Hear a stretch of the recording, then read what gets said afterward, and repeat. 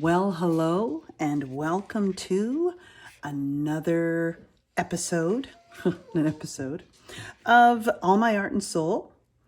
I am doing another live narration. And while I'm doing this, I am just waiting for my dog, Dexter, to settle on down. Just so, not that he has to be totally quiet or anything, but just so he's, not going to start barking at somebody outside my window in the middle of my video. There he goes. He's all settled. Okay. So last week and the series before, or this series, Explore, Play, and Discover, I'm going to keep on going with that. I'm not sure when I veer off into another direction of multiple mini series, I think I'm going to call it something totally different. We'll see how this one goes. This is the first one of now getting away from the art journal. Let me just show you.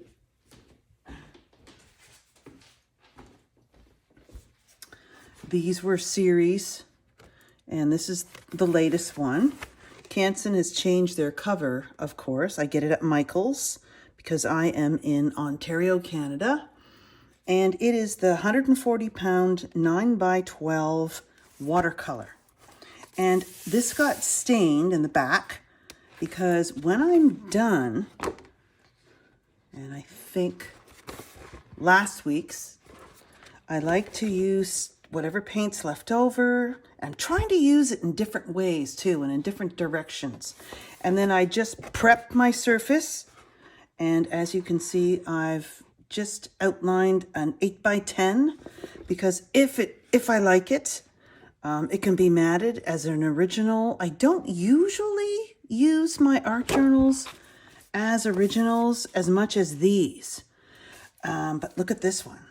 So I just thought, wow, why don't I start making initial marks with my lid, the brayer. Where did it go? It is at my other table. This is my favorite one because it doesn't squeak. I got that at Curry's art store in our area, which is now closed. So I'm going to have to find a new one. And I think I have a couple in mind. But you see, initially, I like mixing up the paint. And who knows, it starts you off. And that's what this week's video is about. Starting a mini series. So let me just put this down to the side. And that's the thing with the live narration. And excuse the lighting and the more shadows than usual, because I usually do my videos during the day and it's so bright and sunny in my studio. I get a really nice natural light along with my two studio lights on each side, which when I get into my work, I keep banging. And so anyway, that's the trouble with live narration, but I'm really enjoying it. So welcome to the channel. If you are here for the first time, my name is Michelle Holden. This week is how to start intuitively a little mini series. So as you can see, I know I want some scratchy marks with this old stiff, I don't even know the proper name, but it's 1.5 inch. They're great. A color shaper, water soluble graphitone. Okay, so it's a light wash, much lighter than the other one. And so if I choose to use water, it'll gray up. Who knows what'll happen? Okay, so I'm going to put those to the side. And now I can see my arms are making great big shadows. But you know what? We're just going to be making marks this week. These six, I should say, are 5x7, and they're taped off with a wide, let's see, what's the width of this? Yellow. I chose the yellow paint tape just because it comes off so much easier. It is, it's 1 inch. So it'll be a 1/2 inch edge, nice and clean. what I did before or after I finished taping. So here's China marker, clay tool, brushes to add just the initial color. I don't know how much color I'm going to use in these first mark making layers. My intention for this, and we'll see, you're the first to see, as you can see in my other videos, I like to do 3s. They're square, but I want to do 5 by 7 just because if you use standard sizes of mats, so a 5 by 7 can fit nicely in an 8 by 10 mat, even larger. We'll see. I am not thinking about the outcome though, but planning for it. Planning and then not thinking about it. That's a little tricky, but that's what I'm doing. So brushes, China markers. So right away I'm thinking I love the China marker mark. I also love pencil. I'm going to come in with the brush, the scratchy brush, a little bit of this, and a little bit of pattern, possibly just cropped off with some stencils over here. We'll go large, just sections. I'm just going to do it right over top without planning, and you'll see. So stay to the end. If you're first here, welcome, and let's get creating. So that's why I'm calling it How to Start a Mini Series. And if it's 5 by 7, if these turn out any interesting stuff, I'm going to take them all the way. So let me explain that. So it's taped all together, so you don't have to worry, and you're not treating them individually. When you're using big open strokes, we'll see how much playing I can get into here. It crops it off, so it goes past the edge. So there's more energy and more movement going past the painting and also on. If that makes any sense. Probably doesn't make any sense, but that's okay. I don't know if you can see a little bit of glistening here. I use the high gloss to put along the edges so I would stop bleeding, but it does affect any paint. But I'm not going to worry about it. I'm just going to see how much effect it does cause. And in the future, I won't use gloss. I'll use a matte to seal the tape edges. So just to prevent a lot of bleeding. It will still bleed, I'm sure, if you're going to use a watery, anything close to a very fluid density. Okay, so where will I start? I usually like to start to activate with pencil. And I'm just not going to use a lot. I want to go past the edges.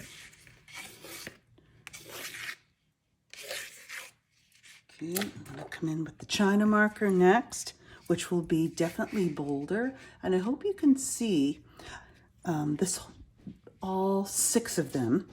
I had 9, but considering the time of day, I have another station that I film at and for larger work, but there was too many shadows because I'm doing it in the evening. So in the daytime it works. So let's see. And notice I'm going over the yellow. That will take off at the end of this video.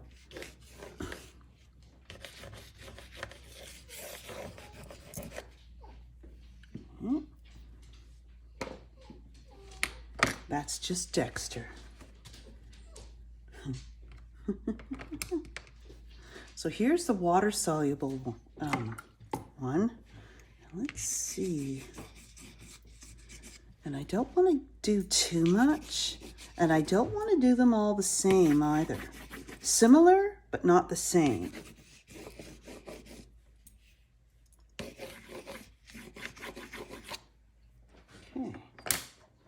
Okay, I think put that away. I think we're good. not going to use orange. And for the initial black, I'd like to try inks. I don't think I have a permanent ink that isn't going to smudge, so I'm going to play it safe and use the Mars Black Liquid-X Basic Acrylic Fluid. And I like to use, sometimes I use a glass palette, and sometimes I use the palette, the pad, but the white. And it is super.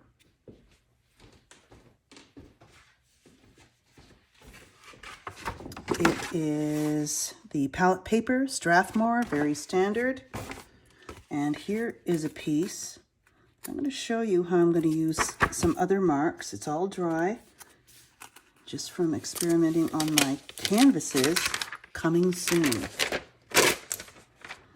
So this piece, I'm going to cut up.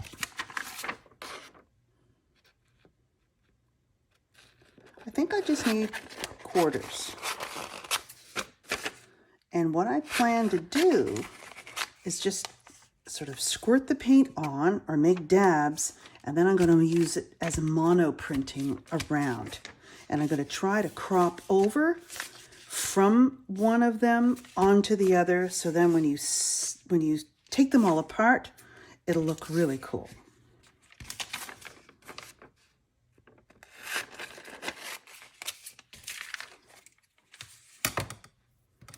Okay, first I'm going to use my brush.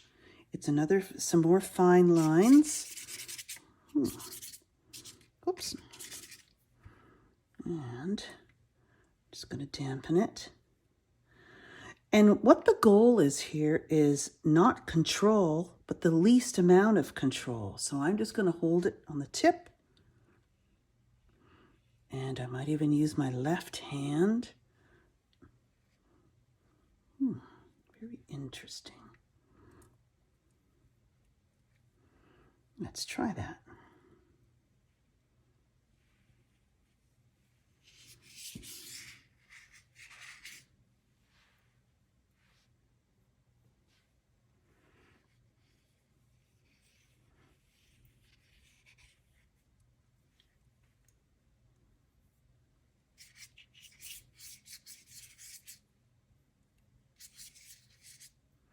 So I'm trying to have a variety of differences: thin, thick, diagonal, horizontal, vertical. And I'm not overdoing it. At least I'm trying not to. See, so this is really building up. So that's good. We're good. Now, let's see if I can just dab. No, all right. Let's just use shape. Oh, good, you can see that. Okay. And probably right here.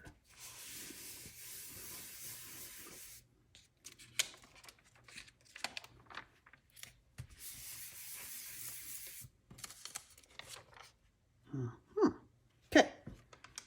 So I think, I could continue, but already I have enough thin marks. I have nothing really thick. So that's where I want to bring in my real scratchy brush. Oops, almost knocked over my water. And I'm only going to dampen it. It's like a dry brush.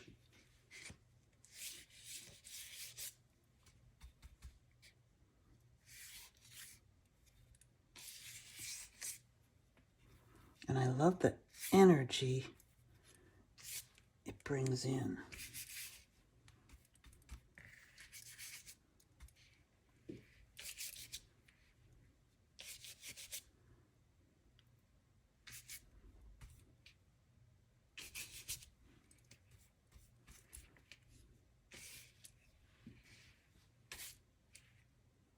Okay. So I think that's good. My next move, I'm going to come in with a transparent white.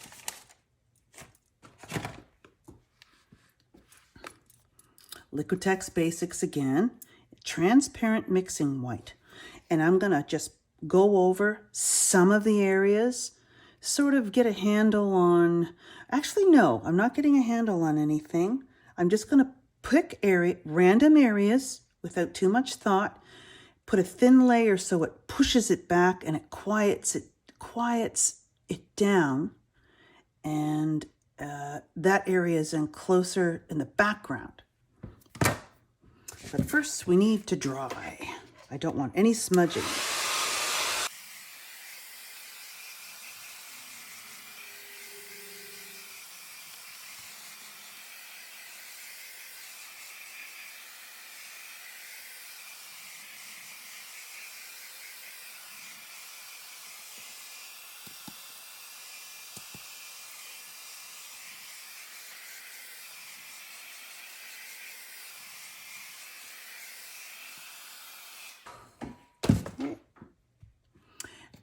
So for this, I like to use a color shaper or my catalyst wedge.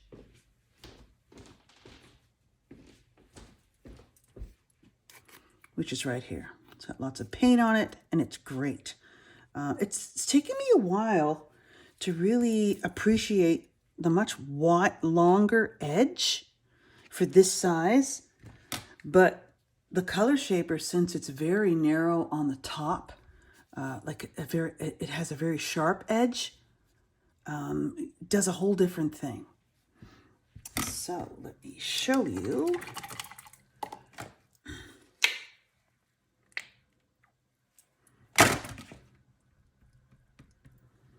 And in order for my color shaper with transparent white paint, I usually do just, oh, that's the wrong one.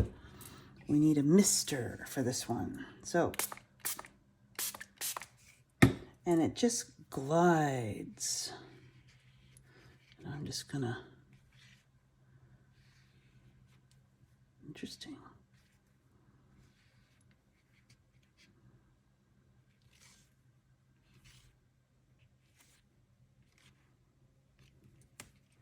I'm just picking. You see how it pushes it back? It's really cool. Notice I can adjust the opacity and or the thickness by the angle of the color shaper to the substrate.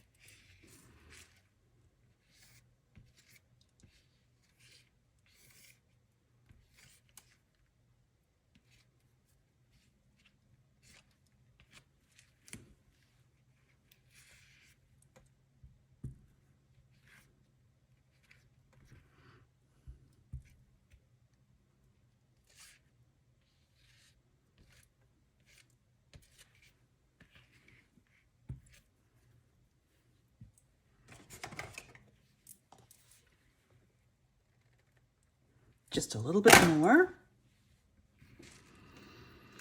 I'm liking how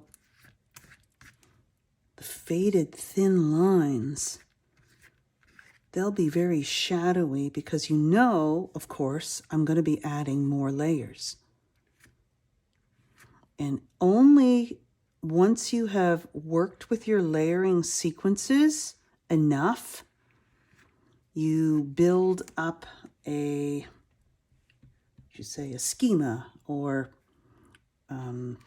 you build up your knowledge of what you know you can do in the upcoming layers. And it's only through doing and exploring. I have finally discovered that. See, and I can, if I took too much off, I can just scrape it away.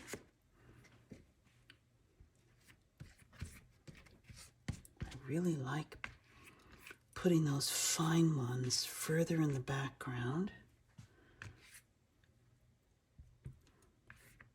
And when you use such thin layers like this, it dries so fast. You can really move along. And I like that black. I don't know if I like it so much. Whoop. That's it. Just get white paint on my watch. So I hope everyone has had a great summer. I know I've been a bit of a quiet person lately, but it has been wonderful. And if you have not yet checked out my Facebook group, I have mentioned I am currently creating my first course, and that I will let you know. I will, if anything, offer any to the Facebook group and subscribers first. So if you haven't subscribed, please do.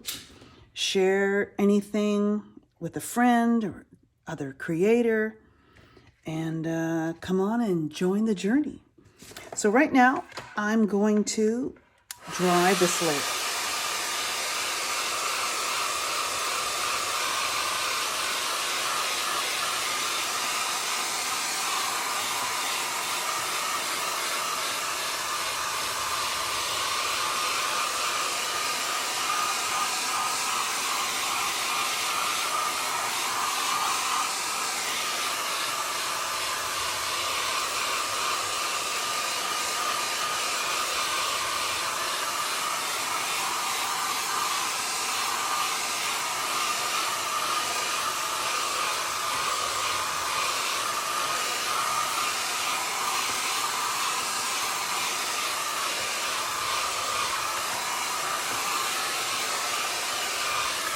Okay, so usually while I'm drying, I try to step back, see what I want to do next.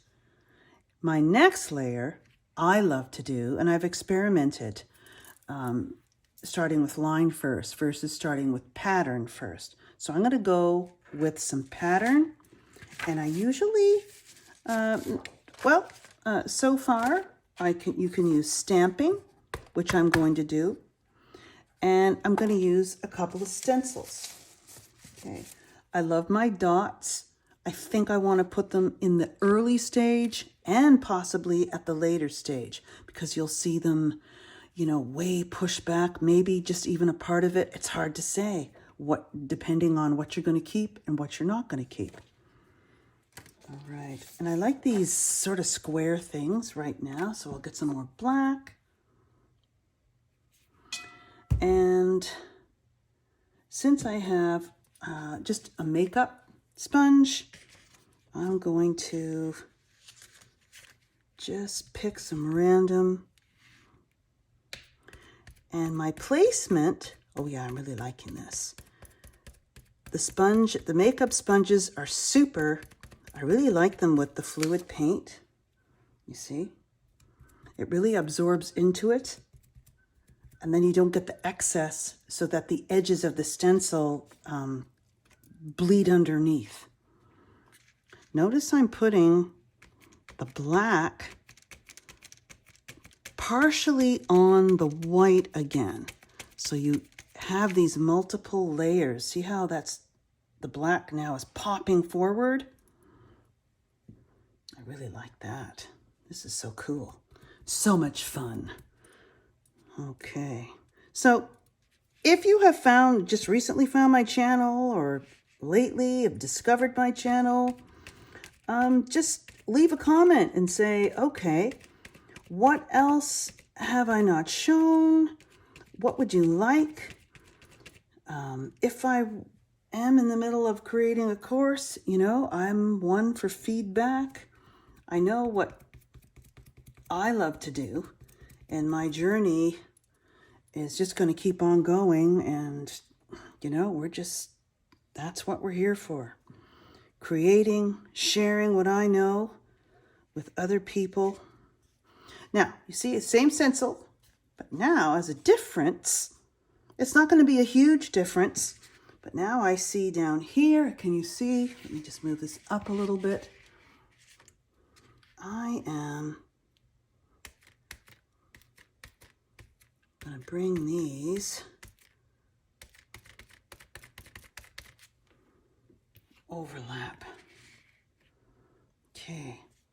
And I'm liking, oh, and my other intention, even though this doesn't look so simple, is that's my goal. Less complicated, because I know my pages can end up, I know what the word is, less busy. So it starts off busy, that's okay, because then I know I'm going to be covering up areas and creating quiet spaces. I love this line here, how it's hidden behind there. I don't want more squares of the same. How about something vertical?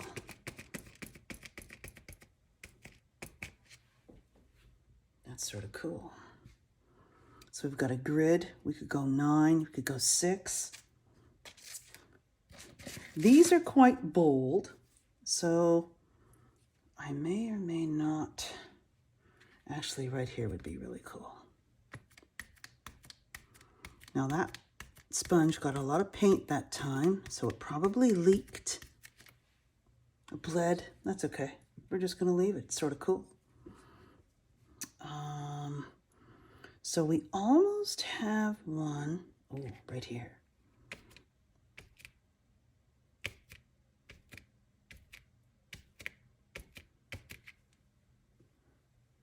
Okay.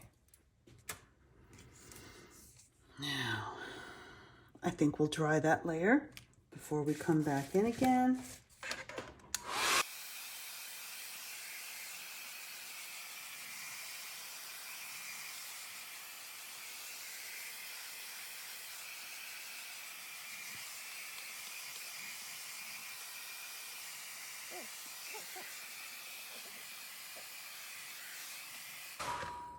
And so now, let's just pause.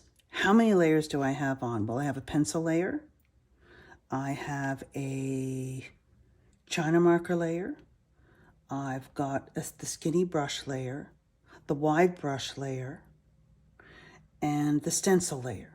So we've got 5 layers, multiple layers, just in the very beginning of the first stage of these. And very fun.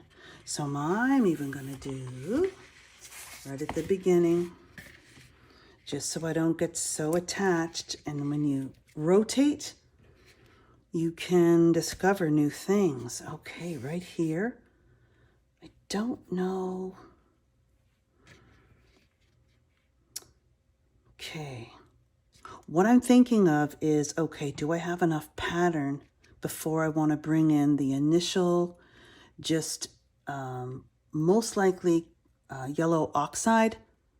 And how do I want to bring that in? What do I not have so far?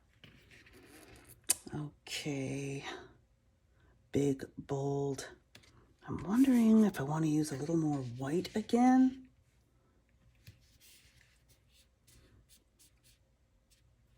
Yes, just in some areas, because that's sort of working. Actually, it's really working. So I want to push that back, this back. I want that back. See, now it just becomes a shadow in the background. Yes. So just these, and these come forward.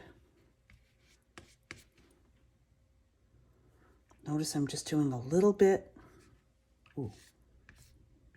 Now those lines look so much better pushed back.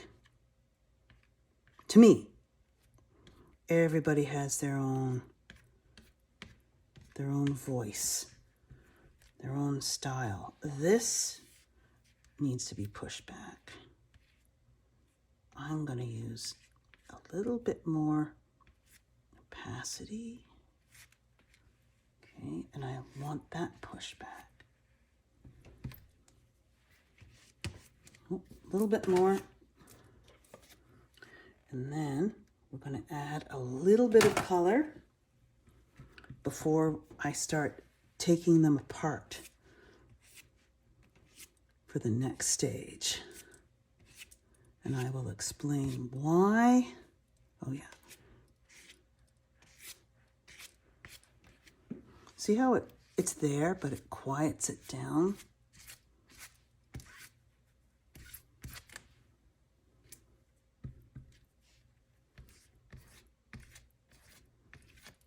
And this comes forward. It's so cool. Just playing with push and pull. Okay, drawing that up.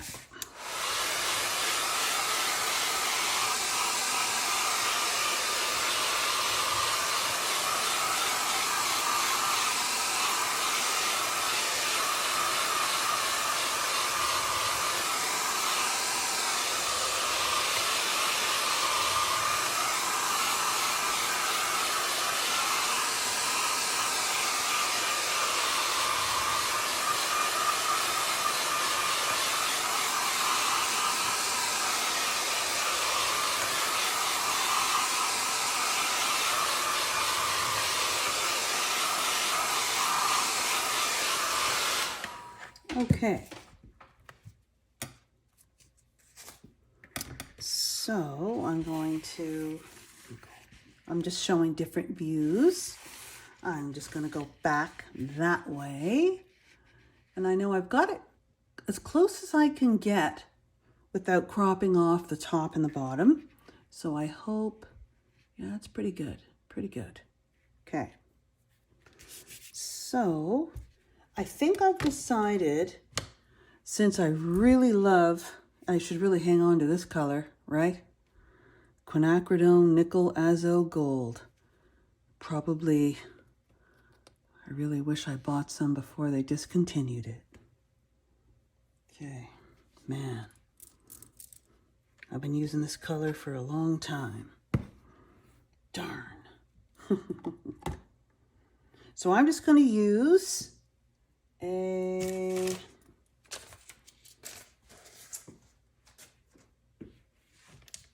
this size. Oh no. Yes, at first. My plan, and you can see, so it's a very thin, very transparent layer.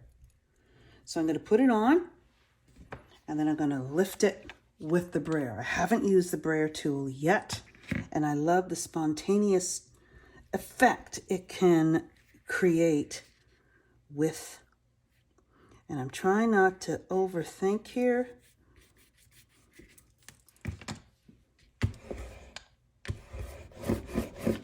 Wow, do I ever love that transparency? I just love transparency. I don't know what that is.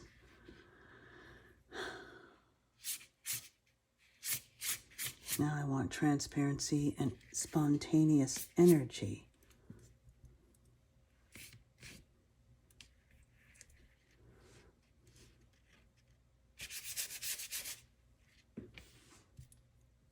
I don't want to waste any of it. Okay, no more.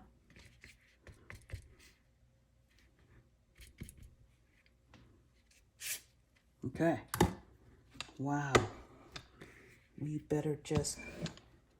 And that's the thing with the brayer. Just those kinds of marks. It's so cool. All right.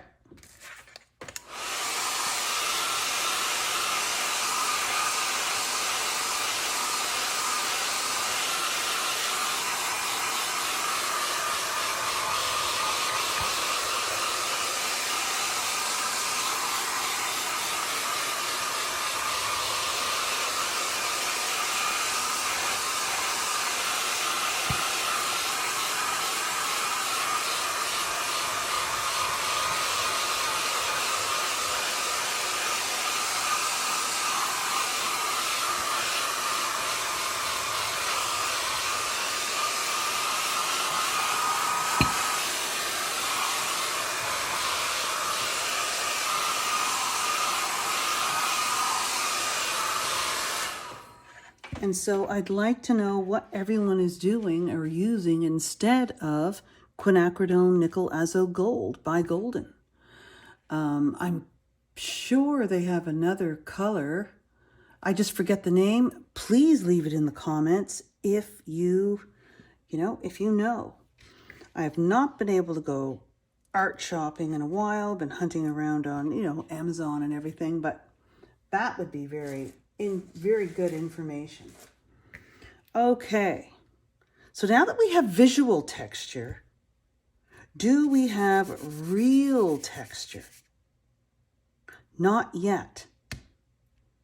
And I think early in the layers is probably the best time to use it. So,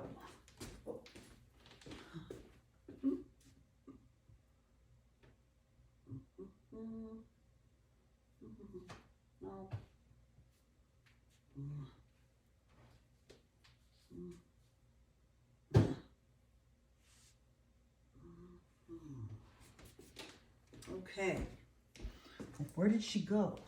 All right, so I'm going to use, I went looking for my tub of gesso,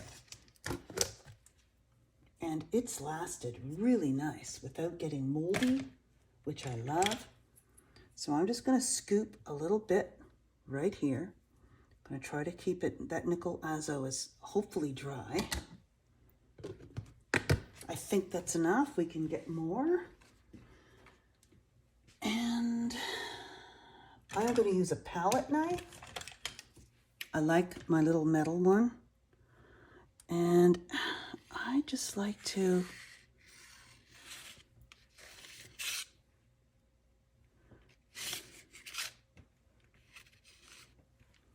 just get that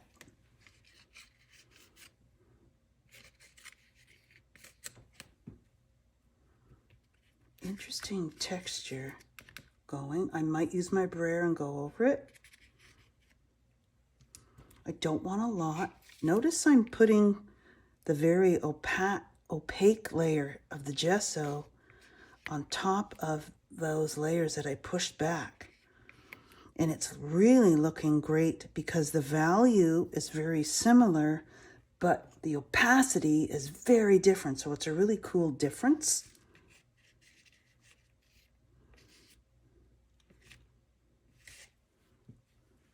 Trying to think and go in different. Notice I'm doing the same. So I'm doing the same, I'm going to rotate. Don't want to do the same. And I'm going to scratch through with my awl.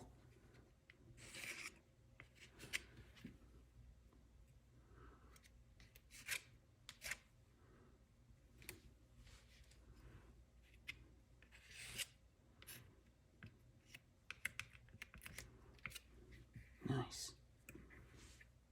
Okay. Okay. Oh, I've got some left over. Okay. So the gesso layer is at 39 minutes, real minutes into this creative process here. Mixed media layers.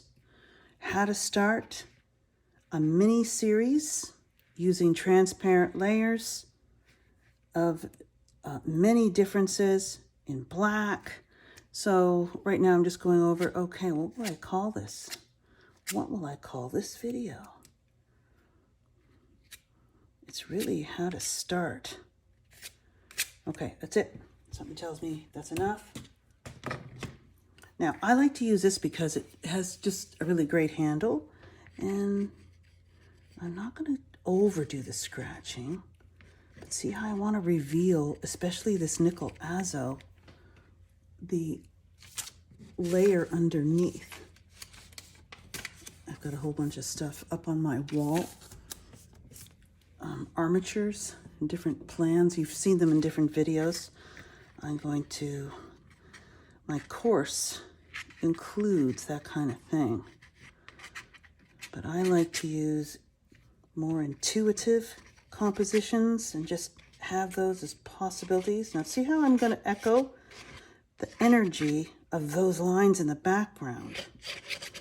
Something is telling me I should do that. Now, if you think it's too scratchy, this is what I usually do. I take a color shaper and I just, you know, go over it. Oh, I love that. These color shapers are great for this kind of spontaneous, and then it drags it across so nicely.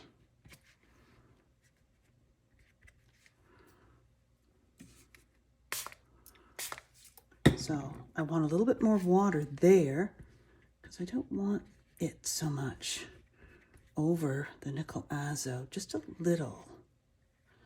Then it gets, oh, interesting. So that might turn out really cool. Okay, we're gonna leave it. So now we have to dry these layers, or this layer of gesso, for the for the physical texture.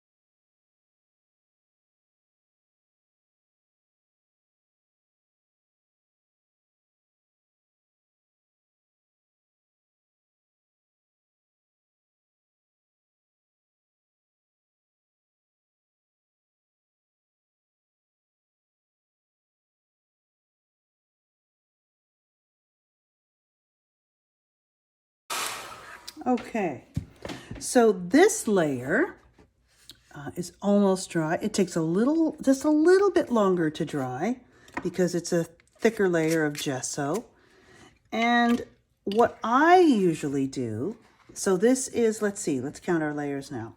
Pencil, China marker, very thin brush, scratchy brush, stencil. Oh, and we forgot the transparent layer in there, and then the gesso. So we're like at 7 layers already. And I'm going to let this dry. Then I'm going to come back on camera. And so what I do is I'm going to remove the tape, and I'm going to slice them up. And each 5x7 will have a nice 1/2 inch, a nice clean edge. And then I get to flip and turn each one individually while I'm thinking of transparent and opaque collage that we're going to add. Maybe a little bit more stencil and paint, maybe some ink, and finish them up. So we'll have a total of 7, 8, 9, at least 10 layers. So I will return. I will let these dry, and I'll be back with 6 separate 5x7 mini paintings.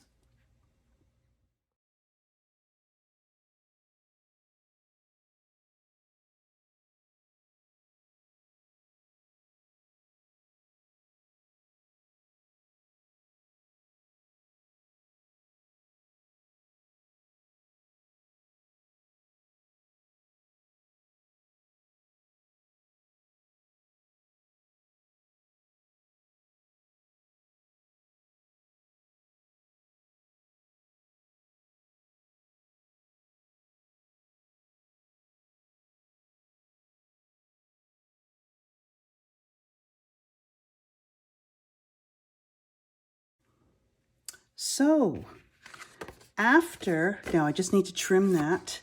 I am quite pleased. I think the yellow tape with painting a seal before starting, and you know what? There's evidence of just a little bit of that gloss, but what I worry about is messing up the edge when I'm doing further layers, when I'm adding more layers. So what I'm trying to do in my mind is do all the painting layers first, but then then that changes. Oh, you can't add another layer of paint, and if it drips past the edge, well, you know what? So it does. But you could put tape on again, and you could, so it doesn't tear the paper. Depending on the quality of your paper, you can use the white acid-free tape, because now if you just put that on the edge, it should be, if you wanted to add a little bit of gloss so that it lifts off, really easily, then you're, pretty much ensured that your edges are going to stay nice and clean. And then it's ready to go in a mat. You could even shrink it down a little bit too. Don't forget, this is an original. So you can, if it turns out, which I'm really loving how these are turning out, we'll see. Sign the back. I usually, put a stamp, a signature, and then an authenticity card.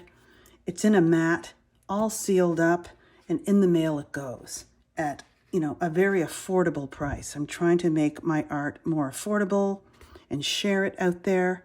So any other questions, stay tuned for this is part 1. So experiment with different sequences of the layers that we use, and I will leave them in the comments section, and play around with different orders. Play around with different numbers. Okay, you can use oil pastel. I haven't used that yet. That will be coming on here. It's controllable, within the 5x7 substrate without worrying about dirtying the edge. But if I do want to use paint again, I am going to use the tape, and then, of course, trying not to soil the back. And these are super clean. And remember, this is just the very first stage. So it's got a second stage coming up. So I'm just going to show you some close-ups for each at the end of the video. So I hope you give it a try. What a great way to create 6, 9, even 12 I've gone. Making squares, 6x6. You can get 6x6 in a 10 by, there's so many different ratios. I've got a bunch of cards and square cards about that size, maybe 5x5. Just check on Amazon and use standard measurements. I'm really liking it this way rather than vertical. So let's just take a peek at what we have. And I'm going to rotate. So see, it's unbalanced. See, all the weight is up top. So it looks cool this way. Who knows what I'll do with my transparent and opaque collage. Finishing up with some Posca pen, maybe some ink. But I really don't want to go that much farther because the intention was to keep it simple, even though we used a ton of layers. Let's take a look at this one. Oops. And of course, I'll freeze frame them at the end of the video. So look at the black marks pushed way back, and then the black on the front. It just adds such dimension in a very simple way.